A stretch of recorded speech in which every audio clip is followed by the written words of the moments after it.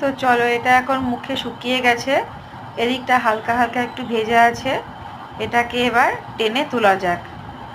ওপরে কপালের এই জায়গাটা তো পুরো সম্পূর্ণই শুকিয়ে গেছে, এখানে আবার ছোট ছোট চুলের সঙ্গে আটকে গেছিল, তো অনেক কষ্টটাকে টেনে তুললাম। ওরে সর্বনাশ, কি ব্যথা করছে রে ভাই, ওরে বাবারে বাবা, কারণ আমার মুখে ছোট ছোট অনেক পশম আছে, পশমের মধ্যে এগুলো একদম আটার মতো আটকে যায়, তো অনেক কষ্টে তো এটাকে ছাল ছাড়ানোর মতন ছাড়ানো হলো।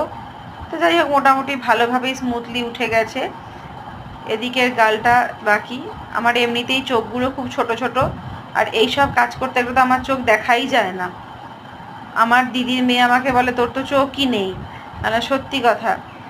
চোখ আমার এমনিতেই বন্ধ হয়ে যায়, একদমই আমার চোখগুলো ছোট। ইভেন আমার চোখের ওপরের যে পোর্শনটা, ওই পোর্শনে মানে পোর্শনটা খুব ভারী, তো ওখানে মনে যত চর্বি সব ওখানেই গিয়ে জমেছে, তো আমার চোখগুলো খুবই ছোট ছোট। তো যাই হোক, কোনোভাবে এটাকে টেনে টেনে তুললাম।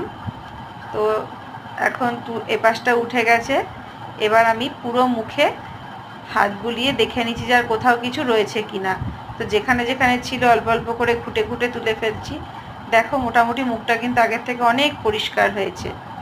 ও বাবা, আমি কত ফর্সা হয়ে গেছি। আবার একটু খুঁটে খুঁটে চুলের মধ্যে লেগেছিল, সেগুলো তুলে নিলাম। তো আমার রূপচর্চা তাহলে আজকের মতন না, অ্যাটলিস্ট এ সপ্তাহের মতন শেষ হলো। ঠিক আছে, চলো টাটা।